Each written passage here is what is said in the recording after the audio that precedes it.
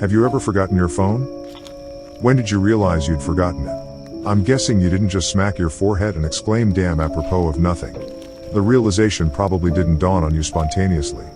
More likely, you reached for your phone, pawing open your pocket or handbag, and were momentarily confused by it not being there. Then you did a mental restep of the morning's events. Shit. In my case, my phone's alarm woke me up as normal, but I realized the battery was lower than I expected. It was a new phone and it had this annoying habit of leaving applications running that drain the battery overnight. So, I put it on to charge while I showered instead of into my bag like normal. It was a momentary slip from the routine, but that was all it took. Once in the shower, my brain got back into the routine it follows every morning, and that was it. Forgotten. This wasn't just me being clumsy. As I later researched, this is a recognized brain function. Your brain doesn't just work on one level, it works on many. Like, when you're walking somewhere, you think about your destination and avoiding hazards, but you don't need to think about keeping your legs moving properly. If you did, the entire world would turn into one massive hilarious quap cosplay. I wasn't thinking about regulating my breathing. I was thinking whether I should grab a coffee on the drive to work. I did. I wasn't thinking about moving my breakfast through my intestines. I was wondering whether I'd finish on time to pick up my daughter Emily from nursery after work or get stuck with another late fee. This is the thing, there's a level of your brain that just deals with routine, so that the rest of the brain can think about other things. Think about it. Think about your last commute. What do you actually remember? Little, if anything, probably. Most common journeys blur into one, and recalling any one in particular is scientifically proven to be difficult. Do something often enough and it becomes routine. Keep doing it and it stops being processed by the thinking bit of the brain and gets relegated to a part of the brain dedicated to dealing with routine. Your brain keeps doing it, without you thinking about it. Soon, you think about your route to work as much as you do keeping your legs moving when you walk. As in, not at all. Most people call it autopilot. But there's danger there. If you have a break in your routine, your ability to remember and account for the break is only as good as your ability to stop your brain going into routine mode. My ability to remember my phone being on the counter is only as reliable as my ability to stop my brain entering morning routine mode, which would dictate that my phone is actually in my bag. But I didn't stop my brain entering routine mode. I got in the shower as normal. Routine started. Exception forgotten. Autopilot engaged. My brain was back in the routine. I showered, I shaved, the radio forecast amazing weather. I gave Emily her breakfast and loaded her into the car. She was so adorable that morning.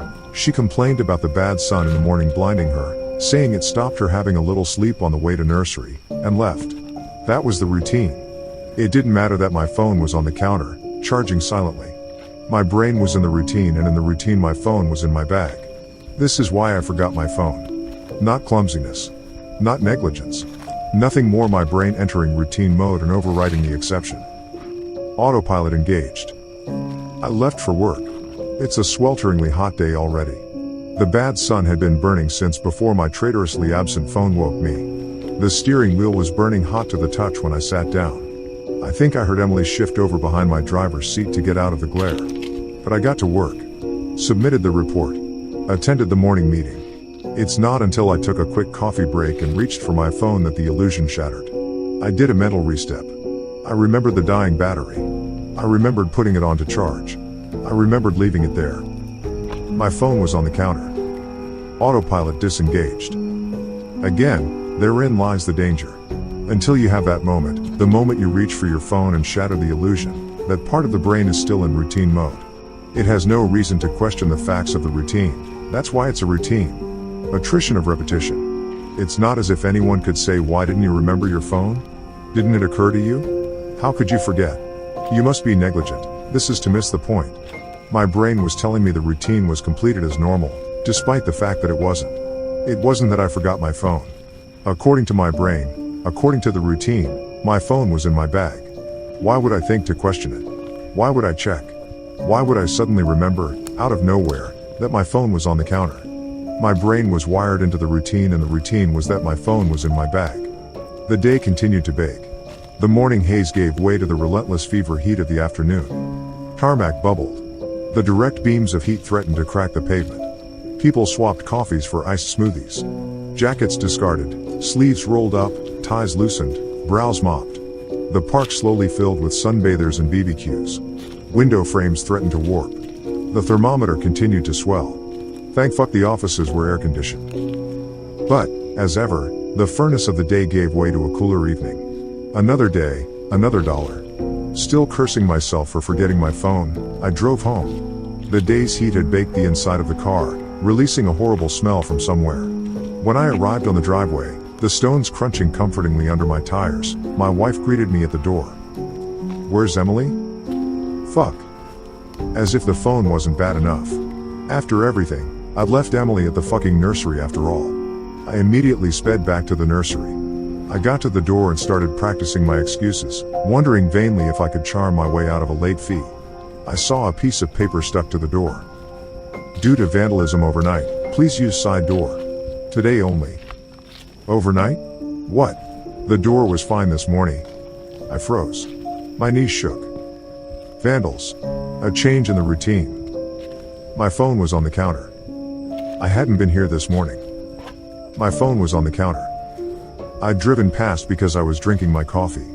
I'd not dropped off Emily. My phone was on the counter. She'd moved her seat. I hadn't seen her in the mirror. My phone was on the counter. She'd fallen asleep out of the bad sun.